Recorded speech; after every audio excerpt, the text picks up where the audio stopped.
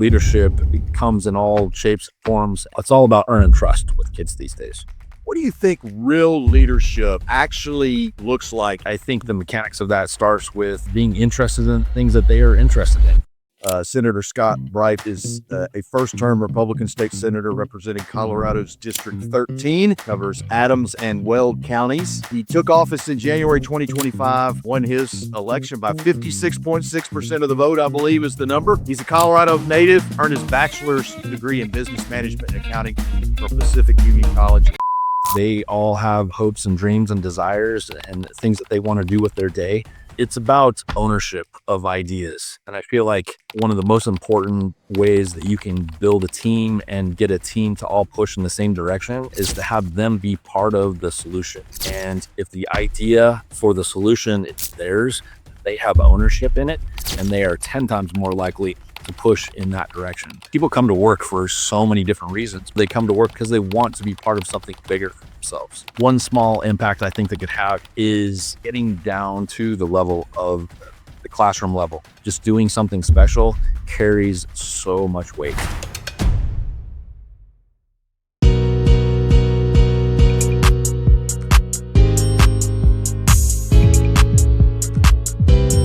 Kind of your thoughts a little bit. Your host, Greg Steely. You already did that. Welcome to Leadership Unscripted. That's one of the better ones I've heard. That's really good. Hello, welcome to Leadership Unscripted. I am so honored to have our special guest with us today.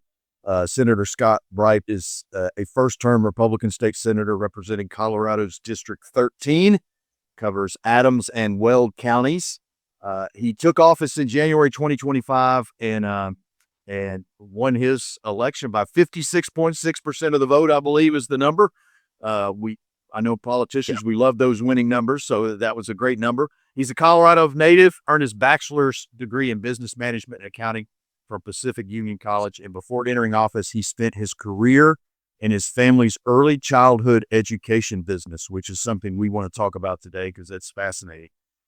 He's worked since 1999 as a third-generation owner, which is pretty spectacular, and has operated over 25 licensed childcare and preschool facilities with 250 employees, serving over 2,000 families in Weld County. People, this guy is a leader of leaders. So, Senator Bright, welcome to Leadership Unscripted. We are honored to have you, and we cannot wait to spend the next few minutes with you talking about leadership.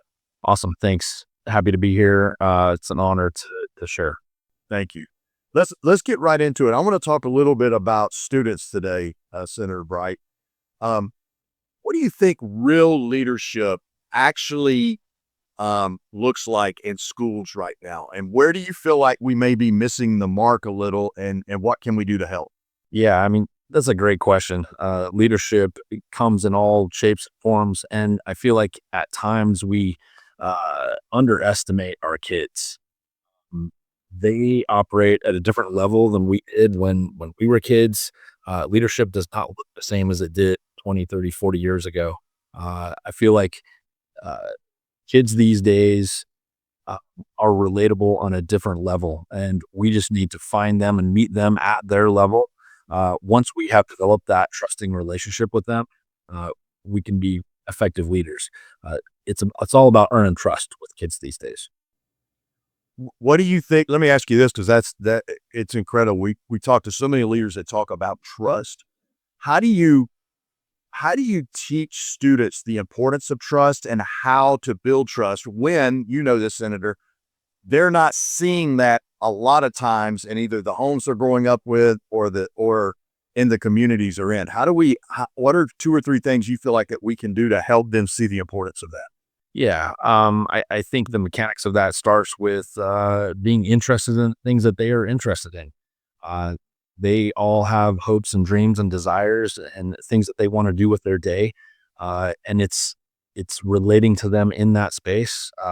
It earns their trust, and they want to know that you're interested in them as a human being, and working with them, playing with them. Play is such an important part of school these days. We underestimate the impact of that. We focus so much time and energy in the classroom. We forget about the incredible impact that play has about teaching us relationships and about fairness and about how to get along and about how to abide by rules. Play is really important in that uh, trust development. So good.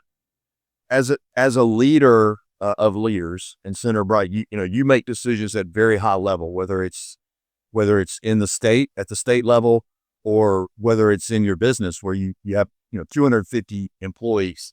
What do you do? What are leadership practices that you practice to make sure you're still connecting to what's happening on the ground? Because there's a lot of leaders on this podcast that are listening or watching that they're leading at the level you are.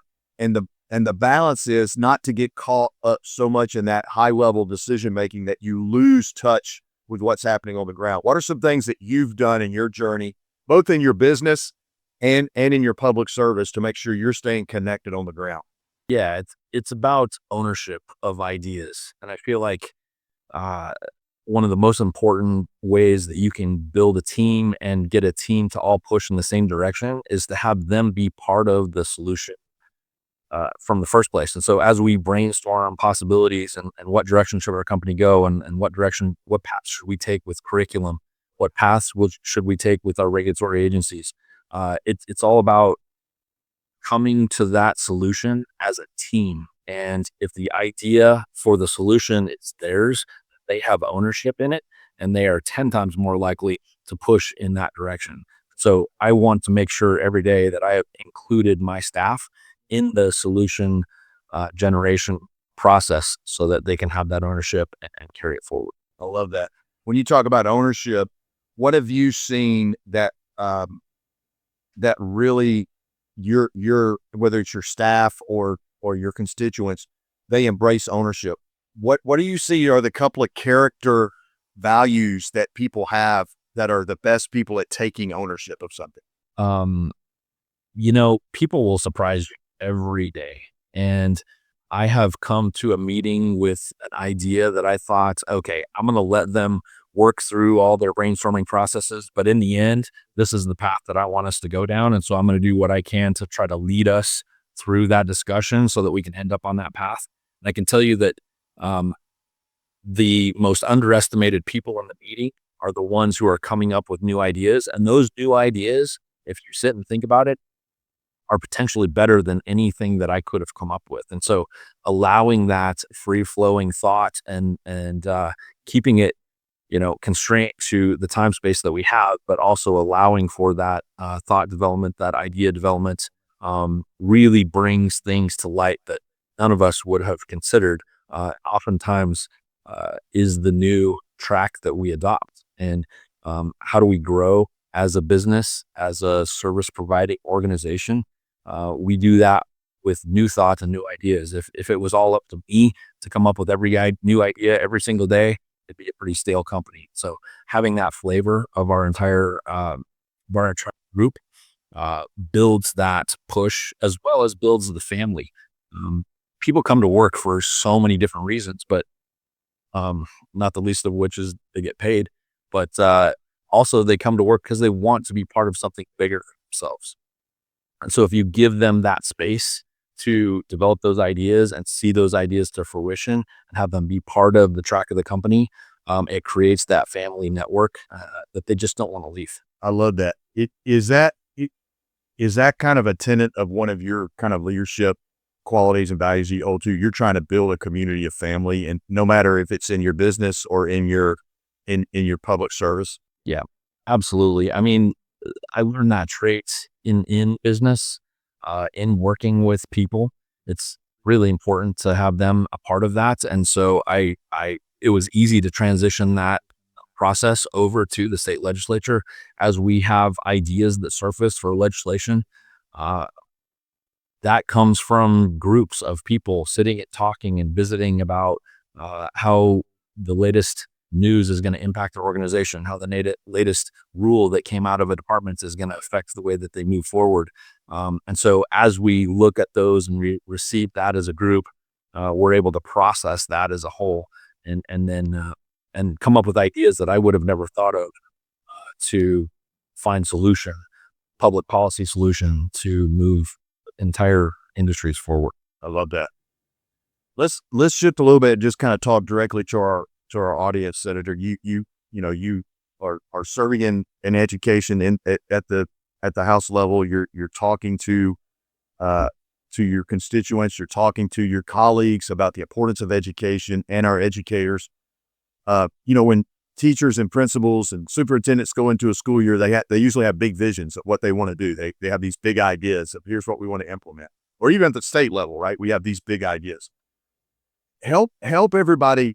Let's come down a little bit and talk about what's one small shift that you think educators, school leaders that are listening to this podcast, what's one small shift they could do this year, going into this year, that you think could have a big impact on their students?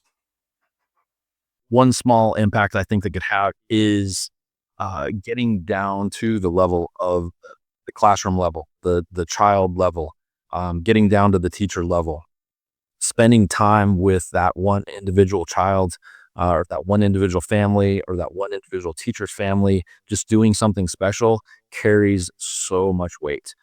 When you're investing in them, that means a lot more to them than you could ever imagine. As leaders, sometimes we become focused inside of this sphere that we have, and we get the public criticism, the public admiration, and we feel like that is everyone's perception. But really, what we need to do is detach from that and get down on the level of the people that we're working with and that we're expecting to carry forward our policies and that we're expecting to live by the policies that we put forward. Let's hear their story. I'll tell you what works best for me at the well in the Senate as I'm talking to a bill. If I talk policy points, everyone tunes out. But if I talk about stories, about people that are impacted and what that meant to them, or what this policy meant to them, or what it could mean to them, that story is what captivates everyone in the room. So I will always go to the well with a story in mind, talking about how this affects them. Stories are way better, personal stories. That's so good. And like you said, you got to be go back to what we talked about. You got to be connected to the field. You got to be connected to what's happening in order to pull those stories, to be able to share those in whatever setting you're at. Yeah, absolutely correct. It comes back to something that I refer to as, who am I? My name's just Scott, and everywhere I go, people refer to me as, different things. And most recently, it's senator. People refer to my name as senator. And I kind of look around. I'm like, who's here that's a senator? That's crazy. My name's Scott. Like I'm just Scott. So I want to be a person just like them, and I want to be able to talk freely with them, and I want them to be comfortable with me. And so first names is where it's at. Yeah, I heard somebody say one time, it's kind of what you're saying, that as he grew in leadership in his company, when he first started with the company, he was known by his first name. Then he became the CEO, so everybody leads with CEO and then his last name. And if you're not careful, right, the title can then begin to overtake the person, right? When really you humbly started as the person. You never, don't let the title change who you are. And that's kind of what you're talking about there, which is a great leadership quality. Yeah, that's absolutely right. I mean, we talk about leading from the front or leading from behind. I want to make sure that I am part of the group that's moving forward, and I carry as much load as anyone else does. And I bear as much of the expectation that I lay out as anyone does, and want to make sure that I am just a member of the team. That's great. Hey, let's talk about your business. And you're, like I said in the opening, you're third generation owner of really caring for and helping young people succeed. Give us a little history on where that was born. Why is this a family business? What drove, 2 generations ago, the decision to do this, and kind of what y'all's main focus is in early childhood, development and education? Yeah. So my grandmother was a teacher, really good teacher. She was my first teacher, and she taught 5th grade at a local rural school here. And she started a childcare business because she wanted to try to help pay for my mom's college education and her 2 brothers. It turned out to be a financial detriment rather than a financial asset. So that was a struggle. And as my mom through college, she was offered to, hey, will you take this business over for me? And so my mom did, worked for 40 to 50 years and created one of the premier childcare centers, early learning centers in Colorado, and was well respected amongst the state, even nationally. And so how did that play forward to me? Well, I went to school, uh, took business accounting, passed my CPA exam while I was in school, was intent on stepping out and having that sort of career, and realized that maybe doing people's taxes wasn't exactly my cup of tea. And I worked with my mom in her business, working on her financial aspects from start to finish, and saw opportunities, saw pitfalls that were unique to the industry. So we worked through that financially, and I worked with kids as an activity leader, as a site director, as a program manager, as an overall business manager over time. And I had side jobs doing different things because I really wanted to satisfy, my interest in all sorts of things. And I always came back to this business as something that I receive fulfillment from. And it's that intangible thing that you just can't measure. You can't measure by a bank account. It's, do I feel good about what I did today, the people I impacted, the services I provided? And at the end of the day, did that create a sense of positivity within me? And so I could have gone in any direction with a career, and very specifically chose this because of that fulfillment that I get from it every single day. So that's where my mom retired. I carried the business forward to where it is today, and advocated on a local and then a state level. And that kind of led me to the public space of the state Senate to try to improve the industry as a whole for families in Colorado. So that's why I'm here. That's the track. That's a beautiful story. And man, God bless your grandmother for having that vision, to change. I mean, how many, I'm sure you and your mom, I'm sure you guys have thought about it, talked about it. How many lives have been changed that you don't even know about? Like that's the beauty of public service, or the beauty of what you do. It is the lives that you change that you see, but it's even the lives that you change that you don't see. And that's why adding value to someone in that space, to a young person in that space, has the ability to multiply that value beyond what you'll ever see. Yeah, absolutely. I run into people every day, whether we're at a sporting event locally or the grocery store, wherever, and they're like, "Oh my gosh, your company had my kids or raised my kids, and we're so thankful for that, because without the high quality service that you guys offered, I'd be in a totally different place with my kids in my life." So so thankful for what you guys brought. And so that's gone from kids to grandkids. And so the stories just kind of multiply there. It's really cool to be a part of that story. I love that. I love the story too. All right. You're around the next generation a lot, whether it's in your business or in your public service. What gives you hope right now when you look out at the next generation? Wow. I can tell you that kids these days are so ingenious, and they think about challenges that are in front of them in ways that I could never imagine. And they problem solve so quickly. They also, I see this generation being so in tune with the thoughts and the feelings and the situation that their peers are in. I couldn't have imagined exploring those things when I was a child. And so this generation that's moving forward is so much more aware, acutely aware of what people are dealing with, and respectful of the situations that they come to the table with. And I feel like that recognition is going to give the next generation such a leg up when it comes to providing healthy services for all folks in Colorado as well as the states. It's so good. Don't you think, Senator, because you're out in the field, you're seeing this a lot. Don't you think that the next generation is being underestimated a little bit when it comes to that? Like they're the impact they can have. Yeah, absolutely. It's you think about that in terms of, um, boy, when I was a kid, we didn't have phones to occupy us. Yeah, well, you didn't have phones, but you had something else that occupied you. And you see this attitude passed down from generation to generation about, oh my gosh, when I was a kid, I had to walk uphill to school in the snow, each way. And so those sorts of things just like lead us to underestimating the current generation. And the interest over onto the legislature side, the interest that kids have when they show up to watch what we're doing in a public policy space.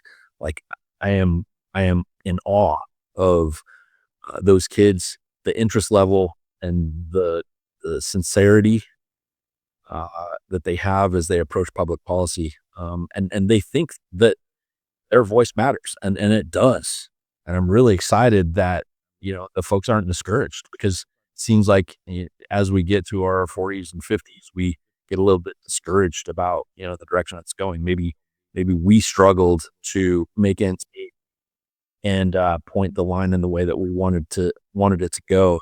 And so we become frustrated, but yet underestimate the next generation to pick up and carry on.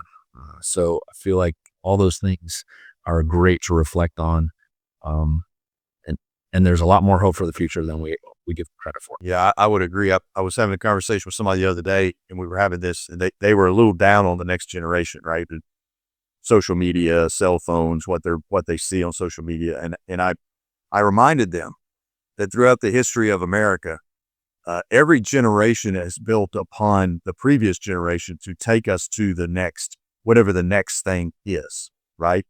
And the industrial age took us, they took us to the understanding of business, and then technology, and we continue to move forward. So this generation, I believe, this next generation is going to take us to a level that we never thought would happen when you and I were kids, that we would even get to this level of not only productivity in the world, but just influence in the world.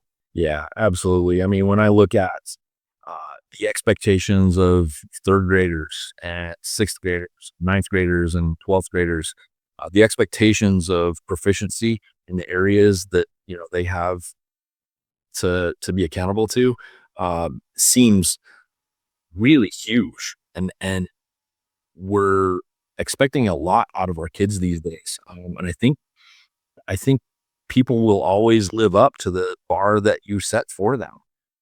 So I would rather set it high and give them all the encouragement and all the resources and whatever, because I feel like they can reach it. And so if you look at the trend of technology, 150 years ago, we didn't have cars. We didn't even know what an engine was. We didn't have commercial aircraft. And now we get on an airplane and fly halfway around the world in less than a day. We didn't have computing devices. We didn't have all these things. And so for so long, we were living with transportation of walking or on a horse, right? And in the last 150 years, look at the incredible spike in technology. I feel like if we underestimate the next generation, it will be to our detriment. You're right. I love it. Okay. Rapid fire questions. All right. You don't know these are coming, so these are going to be quick. First question. We ask every guest this question.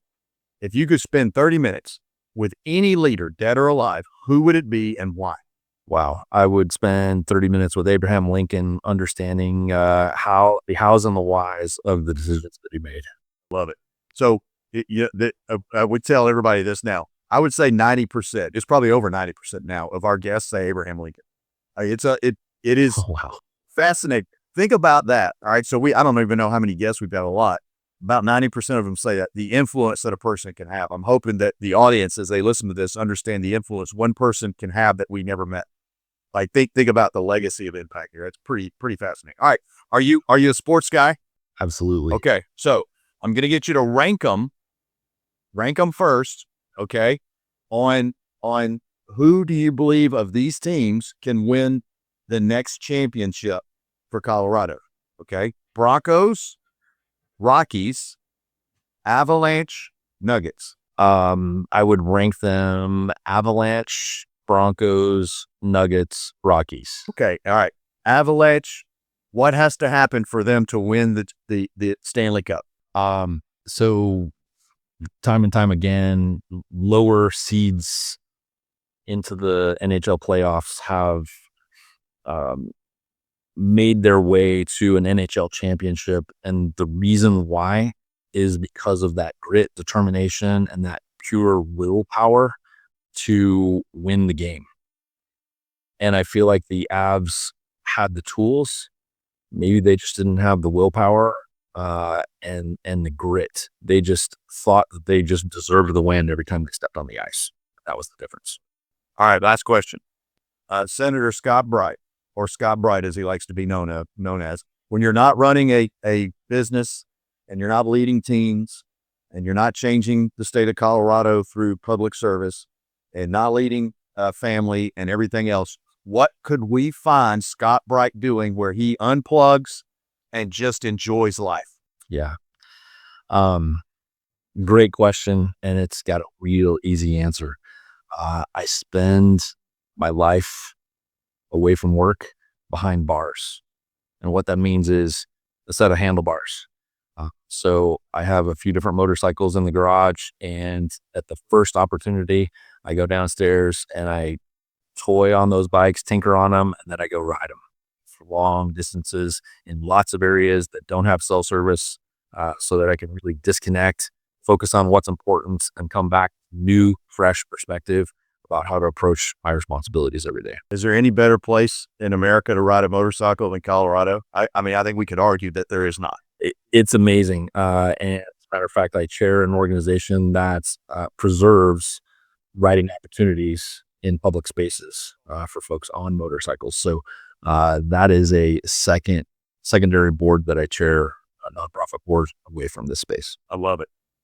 Well, Senator Scott Bright, man, this has been an honor to get to know you, to hear your heart, your passion for Colorado, your passion for the next generation, which is what we're all about as an organization. And to have somebody like you that's aligned, and we've never met, but to be aligned with how we feel about the next generation and the importance of adding value to them and to the education space, man, we're thankful for you.